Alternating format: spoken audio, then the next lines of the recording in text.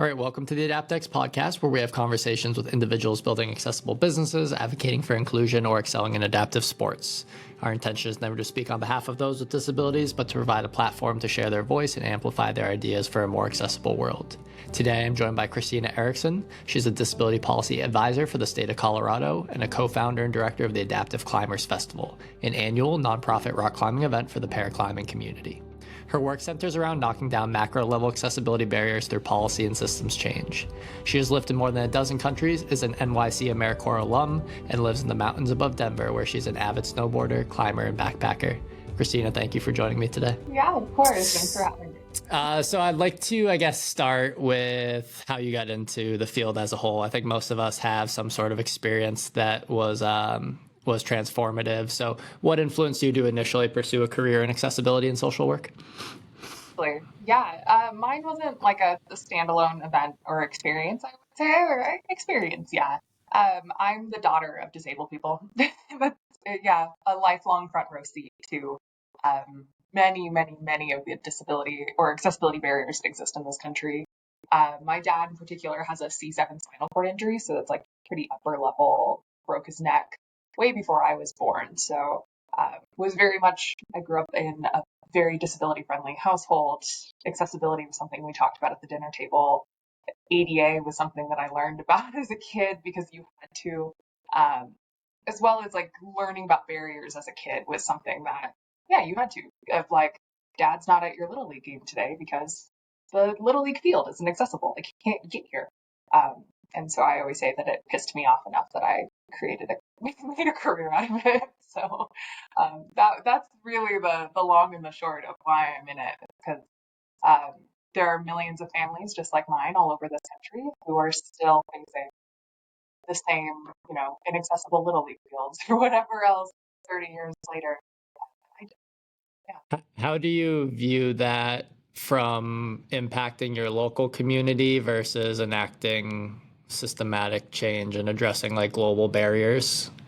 That's a good one. I think both are important. So I work on state level policy work right now. I'm a policy advisor specifically for Colorado's Developmental Disabilities Council, which, as kind of like the quick aside on that, is we have a really cool act here in the United States called the Developmental Disabilities Act, or the DD Act. Its original iteration was originally signed by JFK, so it's been around for a minute. It's a really cool act that just says, hey, people with intellectual and developmental disabilities have rights, and the right to be included, and the right to be protected in this country, and the right to do what they want. And as a part of that act, every state is required to have what we call a DD council that fights for the rights of people with intellectual and developmental disabilities. So I specifically do policy work on behalf of that council here in the state of Colorado. And I think that every single law that I work on here in the state, or every single measure, every single thing I do on a macro level hits the micro. If I'm like right now, we're working on a lot of legislation revolving around Medicaid and potential cuts and budget cuts to Medicaid, which directly impacts how, my neighbors down the street can get care or like can have someone can help them eat a meal.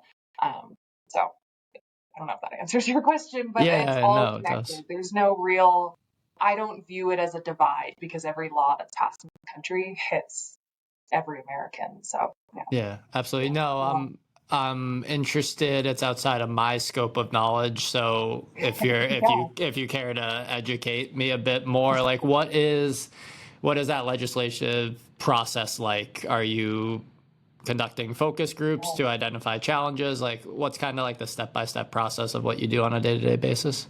Yeah, totally. So in my role, I don't have lobbying power. So I work with a lot of state legislators, representatives, senators here on the state level. But I am like this education bank. I'm a state employee and I'm really just there to be like, hey, I see that you're passing this law that's going to hit, or it's going to impact healthcare. It's going to impact trail accessibility. It's going to impact whatever. And I bet you $10 you're not thinking about the disability community, or like, I really, really don't think you've thought about it enough. So that's really my job, is just education of like, hey, like I know like Medicaid takes a lot of money, and if you need to make budget cuts, that's an easy like, whoa, they have money. but here's where that money's going. And this is who it's supporting in the state. And, these are the communities that are able to live outside of an institution because they have Medicaid. Like, that's pretty rad. So I'm really just there as like this annoying little fly on the wall. This is kind of how I view my career, just to be like, did you think about disabled people today? No. Great. We're going to do that now.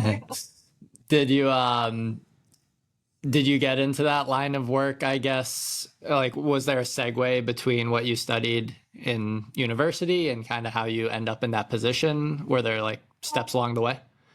Yeah, definitely steps along the way. I never thought I would be, as I think a lot of people, I never thought I would be doing this as my career, and I absolutely love it. I think growing up within the disability community and being raised by disabled people, I just viewed, like, to me, disability is just really normal. Like, that's just how people exist. And I think it took, and this speaks a lot to my own privilege, it took me a very long time to realize, like, no, like, disability advocacy is something that you can build a career out of, and specifically accessibility advocacy. And it is something that more people need to be locked in with. I went to a very strange undergrad program. It's called Global College. It's a 4-year study abroad program. So I lived all over the world, lived out of a backpack. I thought I was going to be a lawyer. I wanted to do like human rights, environmental rights, law. And in that process, like all my field work, all my like, out in the bush somewhere work, I just kept like defaulting back to disability. Like I did a lot of my research on fossil fuel extraction and how specifically that impacts local communities. And I would be like out in the fields of Uganda, like in an oil field, and be there like asking all these disability questions, and people would be like, what are you talking about? Like, we're not like, that's not your job. And so I think that happened enough that it kind of became my job. And then right after college, I was an AmeriCorps fellow for an immigration and refugee advocacy rights organization in New York. And Donald Trump became the president for his first time while I was there. And it was like shit hit the fan. Sorry for swearing on your podcast. That's okay. It really did. And it was terrifying. And it was extra terrifying for refugee and immigrant families who needed disability services, right? Like it's scary to have to leave your country. It's extra scary if you have a kid who's disabled or an older, a parent who's older or somebody in a wheelchair, insert the blank here. And it was doing that work that I realized like, oh, I want to do disability work and I want to really kind of dive into that. And I had already been working in the paraclimbing community and just due to my family, was already really involved in the disability rights space. And yeah, I went and got my master's in social work and was like, we're just going to do disability from here on out. Turns out I can already speak the language and know, like I know what the ADA is like in and out already. Yeah. Probably too broad of a question, but you've traveled all over the world. What is accessibility and inclusion like in those different demographics? Like, is it on everyone's radar or is it ignored in some? Not at all. Disability is an afterthought everywhere. That's very unfortunately a universal experience.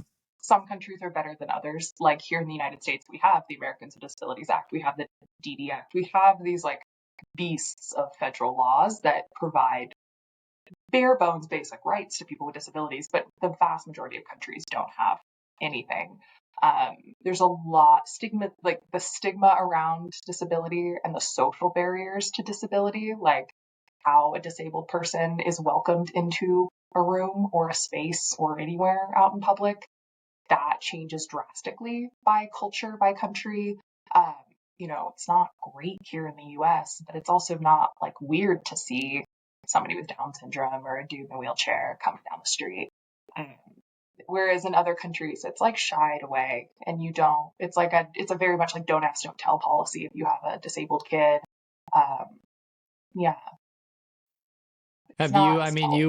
were exposed to it all through childhood and adolescence, obviously through your family, but have you found what makes people more comfortable and confident interacting with people with disabilities? That's something that we that we think about a lot, like in the gym space. Totally. Like my gym was designed with disability in mind, so all my members know what they're signing up for. But when you go into an environment where people with disabilities don't currently exist and you try to welcome them in, I envision the greater community being like, oh, why is that person with autism in here? Like, I haven't seen that before. I haven't seen someone in a wheelchair before.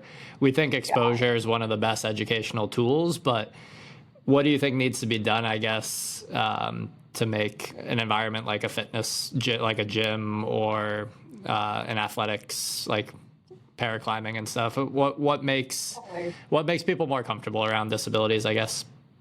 Totally. You just from my experience, so I used to be a climbing gym manager, and so I've worked in the fitness space. You just have to be open about it. I used to like plan a lot of like accessible like climbing classes, like basic instructional classes, like teach a class in ASL, teach a class where, we'll like make it really long so people can take their time and learn, and like we can fall in the way that you're going to fall, kind of a thing. And when I first started working there, I got quite a bit of pushback from other people who managed the company of like, why do we need to do that? Like, oh, the building's ADA compliant, it's new. And I'm like, that doesn't mean shit, actually. Yeah. Like, there's still no people with disabilities in there. But if it is really one of those, like, if you build it, they'll come. Like, if you have somebody who's, like yourself, like when I was there, it was like, if you have somebody who's just comfortable saying the word disabled and is there, like, thinking about it, it ripple effects into everyone else. And I think that's the biggest thing. Disability is really scary for a lot of people. And most people aren't thinking about it because they've like trained themselves not to think about it, right? Like it's this gross, terrifying, like whatever thing to so many people, when in reality it's super normal. It impacts everyone. Your odds of being disabled are pretty high, like at some point in your life. Like just normalizing it, I think, opens that door for a lot more people. I'm also a stickler for stats, and like whenever I would get hit with like, why are we doing an autism class? And I'm like, well, 1 in 150 days. Really just like let numbers fly, because people don't realize how normal it is either. I think that the idea that inclusion can be a viable part of a business often isn't really talked about either. Like my gym is successful because of our clients with disabilities, not in spite of them. Like that, they're not a charitable component of our business. They're a legitimate piece of our business model. You mentioned like if you build it, they will come, but I think you do have to go like a step beyond that. I could envision in climbing, a lot of people with disabilities probably aren't like, let me find a climbing gym in my area, because they just assume that that's not something accessible to them. So there's probably some degree of direct outreach and being like, oh, we would love for you to come try this out, and we have the staff and the interest in doing so. Totally. In climbing, as well as in a lot of sports, that's very just like almost solely nonprofit driven, or like independently organized group driven. I would not say that the climbing industry is, I would say that the climbing industry is very far behind on building that themselves, creating an accessible space or offering accessibility in some regard that's not driven by a nonprofit. Same thing here. I do a lot of outdoor accessibility policy work. And like we just wrapped up this whole working group on ski resort accessibility. It's the same thing. It's like these companies are like, what do you mean we have to have the elevators working? And I'm like, well, turns out, we're taking this seriously. Like, so I totally agree with you. What are the biggest challenges that you face in designing outdoor sports that are accessible, whether it's climbing, I guess, indoor or outdoor? The biggest challenges, finances is honestly the biggest hurdle. With ACF, the Adaptive Climbers Festival, the financial barrier to outdoor sports is our biggest accessibility barrier. Outdoor sports are really expensive.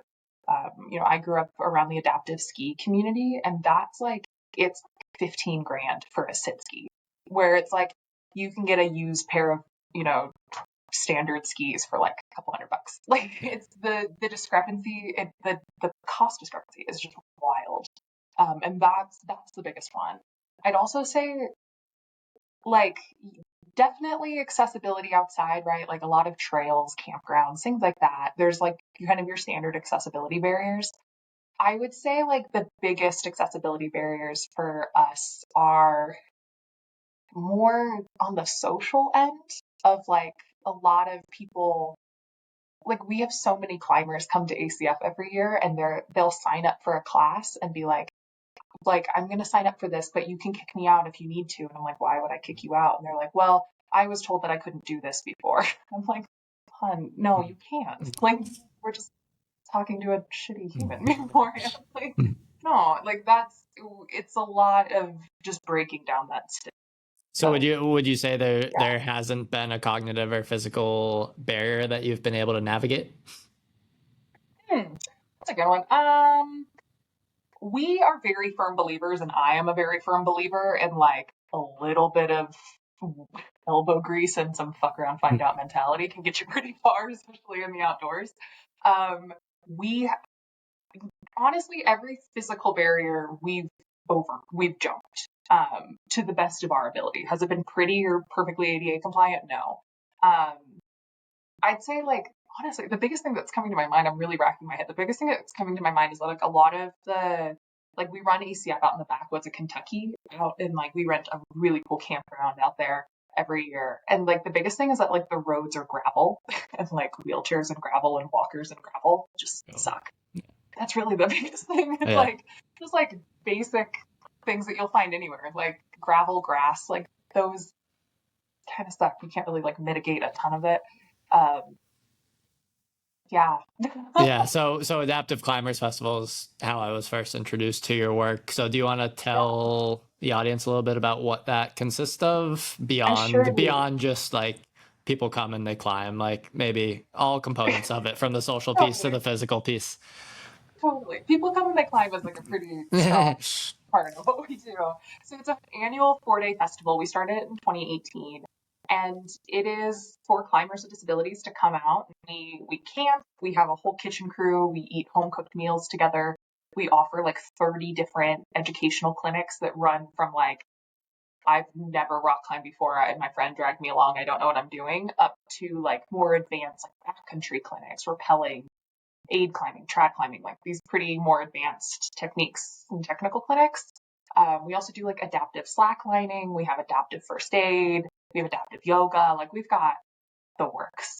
And it's awesome. It's really, my dad calls it Woodstock for wheelchairs. It's really just like this gathering place for disabled people of all ways, shapes, and forms all over the disability community to come together and say like, yeah, like I am still a climber. I am still an outdoors person. I am like, this is a part of my identity, or it can be a part of my identity that maybe there was a time in my life where I didn't think that. There's also just such power. There's power in community and there's power in representation. Like all of our classes are taught by disabled people. And it's like, it's one thing to, go into a gym and be like the one person with a visible disability in your gym and be like, well, this is isolating and I don't really want to take a class, or I was told I couldn't take a class because the instructor didn't know what to do with me, or whatever. We've heard every excuse in the book.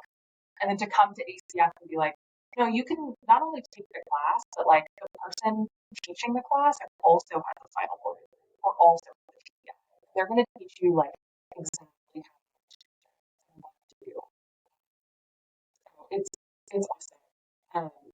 We really the kind of the purpose, like catalyst for starting it was the paraclimbing community is really tight knit, and years ago, back in 2017, 2018, a group of friends and I kind of within the paraclimbing world, we looked around and we're like, this is like every paraclimbing event is like a big family reunion, like competition. Like we'll like park taco trucks outside and have a bar, we like turn it into a party. But it's also like people are like at a competition. They're like fighting against each other for a spot on a team, and it's very cutthroat, and it's a very weird vibe. Like it's a very weird dynamic, and like so we were like, what if we just threw the family reunion? And that's really what it is to this day. Yeah. Do you find that a lot of the people that you attract, were they former climbers who experienced a traumatic injury and they're trying to kind of reclaim that identity? Are they people that have been disabled their entire life and they're looking to kind of get into the sport? Yeah, it is a blend of all the above. We have people who were born with their disabilities or were disabled at a really young age, have spent their whole life with a disability. We have people who entered into disability land like 2 months ago and are just like, deer in the headlights, like, I don't know what to do now kind of a thing. We have a lot of former climbers. We have a lot of people who were injured while climbing and are coming back to that. We have everything, every part mix and match of that puzzle, which is awesome too, because like not only can you like come and sign up for a class and like learn from someone, like we have a lot of people who are very new to disability world, right? Like they just lost their leg, they just had their amputation, and they come to ACF, and it's like not only are you automatically all of a sudden you're around like 40 other amputees. Those amputees are the ones teaching your classes. They're the ones talking to you about gear. We have a team of prosthetists on staff. Like, it's like this very cool mentorship of like, we have, these baby disabled climbers with like paraclimbers who've been doing it for like 50 years. We're like, hey, kid, like, let's take you under your wings. So there's a lot of mentorship involved in ACF too. Do people without disabilities ever participate and kind of learn in those clinics? We have people without disabilities can sign up to volunteer. We also have non-disabled like caregivers, plus ones, people who come to like, they'll come with their husband or their wife, their, whoever, their friend, and help them get around. But ACF is very like for paraclimbers, by paraclimbers. If you are not disabled, you are not allowed to sign up for a clinic. Yeah. Yeah. I'm trying. We're pretty elitist in that. Yeah, one. no. Yeah. I'm trying to draw some parallels between like the road races that we're organizing. Yeah. What do you Okay. ask? What do you ask applicants about their disability, or kind of what's your process of not vetting's not the word, but gathering the requisite information? We are grateful for the support of our first show sponsor. Resolution Fitness offers leading brand health club equipment and accessories for residential and commercial use. In addition to traditional exercise equipment, they specialize in adaptive fitness products and wheelchair accessible machines. If you're interested in outfitting your fitness facility or home gym to be more accessible, visit www.resolutionfitness.ca or the link in the show notes below. That's a really good question, and I'm happy to like send you our sign up information if you ever just want to look at it. Yeah. One thing that we are just our ethic at ACF is very strong in, we never want to grill you on your disability. So many people with disabilities are forced to fit themselves into a box, right? Check which box, which area of disability are you? When in reality, disability is this wacky, wild spectrum, and most people don't fit. We have 40% of ACFers like cannot check a box of like, this is my diagnosis. They're just disabled and they just don't know how to describe it. And that's very, very normal. And we also don't, to us, the only reason we ask people, hey, can you tell us a little bit more about your disability? That's how we word it. Tell us what you need. Because we don't want to pry. Like somebody's diagnosis is not my business. Somebody's, how they lost their leg or how they broke their neck. Like that's none of my business. But, just tell me like, do you use a power chair or a manual chair? Do you have an above knee amputee? Are you an above knee amputee or a below knee? Like, you say you're blind. Like, is that full blindness? Are we like, where are we on that spectrum? And that's really just so that I know how to plan for you. Other than that, I don't need to know. If you identify as disabled, you're welcome at ACF. And that's like kind of just where we draw it. Yeah. We ask like, what accommodation needs can we provide for you, or like what accommodations can we provide for you? And that's really it. We ask people what kind of mobility device are you bringing, or like are you bringing a service dog? Yeah, we word it like that.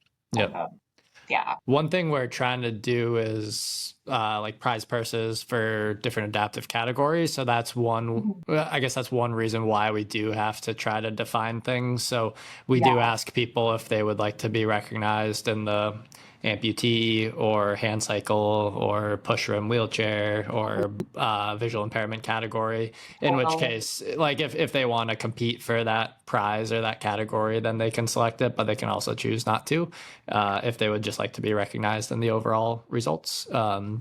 Figuring out, I guess, how to And then that's tricky because even as you know, with an amputee, there's above knee and below knee, and the mechanics are completely different and different advantages and disadvantages with each. So it's hard to, but then you're getting into having categories for every subset of disability, and you're not going to have first, second, third place represented in every subset. So try and navigate some of those questions. Yeah. So you grew up with disability, so you've always been astutely aware about it. Did having a parent who was disabled, was it socially isolating in any way? Were your peers inquisitive about your home dynamic? Because I would imagine it was unique compared to most of your friends. I guess what was that like, I guess, growing up? Absolutely. That's a good question. I think to the social isolation part, I don't think so, because my dad did everything in his power to make sure that no, we're gonna go be rowdy and we're gonna go do whatever you think the dude in the wheelchair is not gonna do. Steve's out there doing it. And so I think I just grew up in that kind of mentality. I grew up in Northern California, so I grew up skiing and climbing and doing ocean sports and hiking and doing all these things. And my dad was the one taking me to do all those things. Even if he couldn't make it past the trailhead, he would sit in his car and just wait, we were always he really pushed us to do that. And so I don't think it was socially isolating. But also we also grew up around other people with disabilities and their kids. So that disability community is a great way to break isolation. To inquisitive peers, absolutely. Kids are so innately curious about anything outside of their norm, right? If there's somebody that does not look like they're, the person in their house, it blows their minds and they have 1,000 questions. So I have been asked every question under the sun about how my dad lives his life, exists, eats, gets around, so many questions. And I learned probably by third or fourth grade to just really be hey dude, I'm not asking that about your dad. Don't ask it about mine. I learned pretty young, but up until, I still get it every once in a while, but I'd say up through middle school, it was really people want to know what happened to your dad? Why is he like that? What, and it's a pretty traumatic story. It's not we don't love talking about it. Yeah. So yeah, you learn pretty quickly how to navigate it and give the elevator pitches for it. Yeah, absolutely. Well, you've organized a lot of successful events between climbing, and you organized events for the gym that you used to work at as well, right? That weren't exclusive to climbing. Yeah. What have you learned about hosting an inclusive and accessible event? Oh, that's a good one.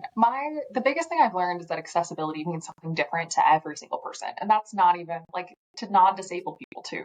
Accessibility is something we all benefit from, and we all benefit from it in a different way. So kind of going back to how we ask people, how people register for ACF, we ask you what accommodation do you need? Let me know. And then we'll work from there. Because that's the biggest thing. You can't just there's no one size fits all accommodation for people. And there's always going to be someone who still has an issue or something, something's going to go wrong.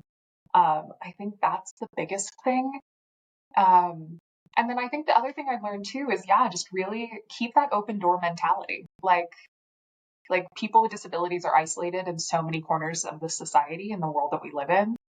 Create a space where that's not going to happen. Create a space that's hey dude, I'm so happy you're here. Thank you for being here. That I think has been the biggest transformative part about ACF for so many people is disability is the central focus. And at the same time, it's not, because everybody's disabled, but everyone's welcome. And I think that's the biggest thing we've learned. Just how has the event grown and kind of expanded over the last 6 years? Oh gosh, so much. When we first started in 2018, we had 30 people, and it was we were at a campground in Alabama, and we started it with a hope and a prayer. I think we maybe had a flyer. It was a very slapped together kind of thing. And we originally planned the festival to move around different major climbing areas around the country with the thought of like, let's go work with other landowners, other, places of access and property owners and public lands and whoever, and work with them on what accessibility is. Let's bring the disabled community to them and say like, hey, here's where your barriers are and how can we help? And we did that for the first 2 years. We started in Alabama, we moved to Arkansas, and we had like 40 people at the festival. And then COVID hit. We had, 2 years off, and we came back, we went to the Red River Gorge in Kentucky in 2022. And we opened up registration and we sold out almost immediately. Like we had 200 plus people show up that year. This year we had to cap it. We had over 300 people this year. So we've seen so much growth, especially post-COVID, because of how isolated the disability community, so many disability communities were during COVID. COVID, lockdowns ended and people were like, I need community. I need to get inside. I want to dive into a new sport. I want to do whatever. Like, and I want to be around community who gets it. So we've grown a ton, and now we don't move around anymore. We're like so big that we like have to stay put. So, which is great. It's a great problem. to have. Problem. Yeah, definitely a good problem to have. That was like during COVID, there was so much talk about remote fitness replacing brick and mortar facilities, and it just didn't come to fruition because, like you said, people want to be around other people, and that can't really be replicated in a remote setting, even if you have a community feature. So yeah, absolutely. What do you think the fitness industry as a whole could do to be more inclusive and accessible?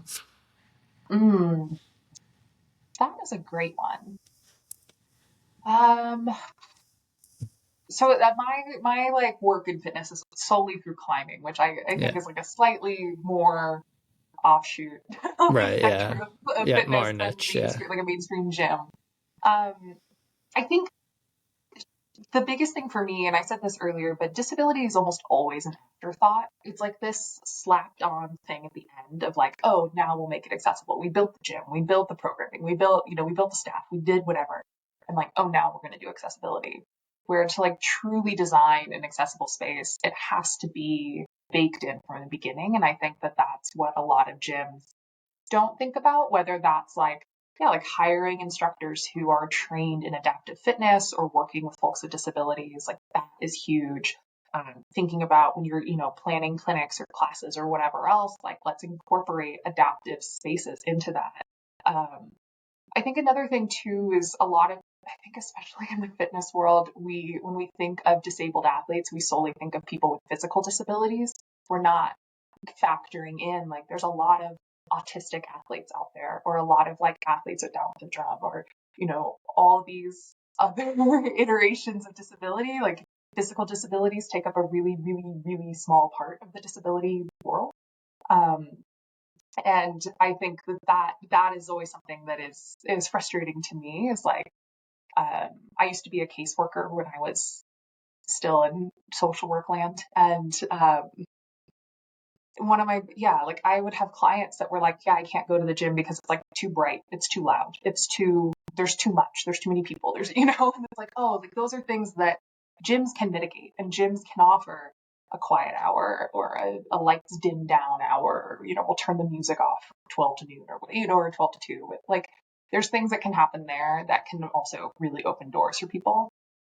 Yeah, absolutely. I mean, I love how you've kind of married like your interests between climbing and your professional career and accessibility in the same way that like I loved fitness and I wanted to be a special education teacher, and I found a way to blend the two into opening a gym that was inclusive. So I always love hearing how people get from either a personal experience or something that impacted them into their career.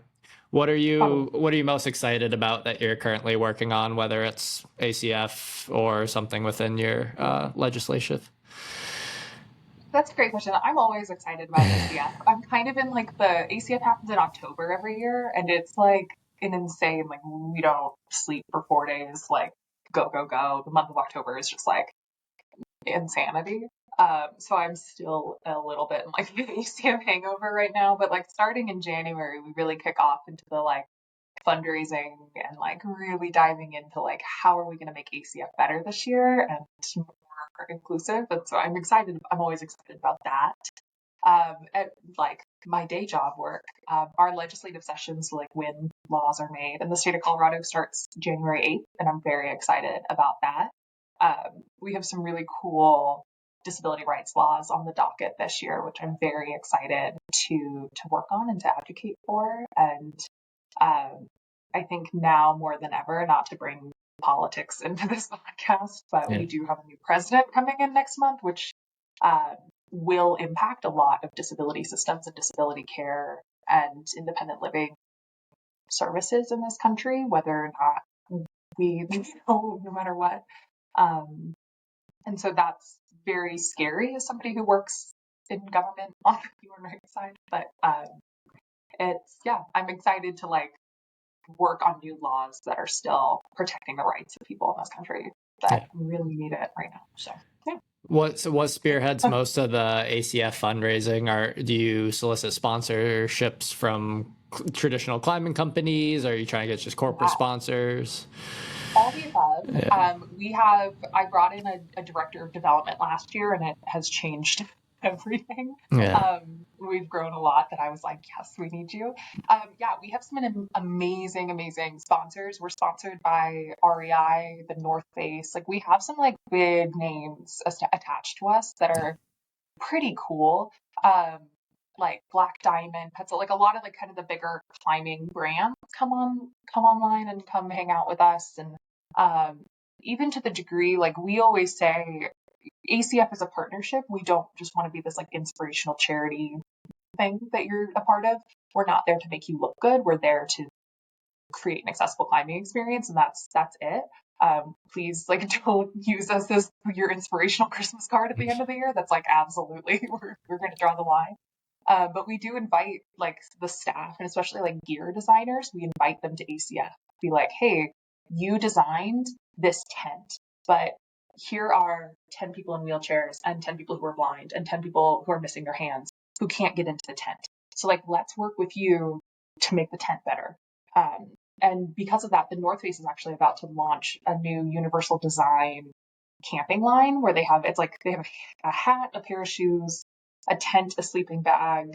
They've designed like all these things that are universally designed for the disability community, and they got like all of their participant feedback. They like came to ACF and they set up for 2 years in a row, and they were like, write us your notes.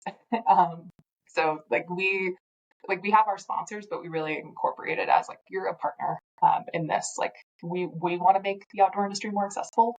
You should too. Let's work together on that. I love that. And that's an awesome, not unintended consequence, but that's an awesome way to impact beyond those 300 people that go to your event. Yeah, absolutely. Would there be a need to find a new location so you can accommodate more people, or? That's a good question. I think like the location is fine. We would need like so much more staff, and like I said earlier, we home cook all our meals. There's a lot of power that comes from sharing a meal with someone who you don't know, who maybe you don't always agree with, ideologically or whatever it is. Like, come have a beer on the fire and share a warm meal together. Like, that's a philosophy we really stand behind. And our poor kitchen crew cannot do more than 350 people. That's a lot of meals. That is a lot of meals. The logistics of an event that big is pretty significant. So that's awesome. So if people want to learn about ACF, we'll definitely include a link in the show notes. Best way to connect with you, LinkedIn? Or the email that you have. Email's Wonderful. Great. I'm always around. Awesome. Awesome. Well, Kristina, thank you for sharing your expertise and your experience organizing that incredible event. It gives me some good motivation to keep working on our 5K series and find out how we can make it better. I will share. If you ever need help, let us know. We've got event organizing pretty down pat. I will probably take you up on that then. So I appreciate that. But look forward to sharing this. Thanks for your time this morning. Yeah, thanks. Have a good one. Thank you for listening to the AdaptX podcast. Our effort to amplify the ideas of our guests and create more inclusive and accessible industries is futile unless these episodes reach a larger audience. If you enjoyed our discussion today, please leave us a rating or a review on whichever platform you use. And if you would like to learn more about AdaptX, the course that we teach to health and fitness professionals and the projects that our organization is working on, you can subscribe to our newsletter through our website, www.adaptx.org. Until next Monday.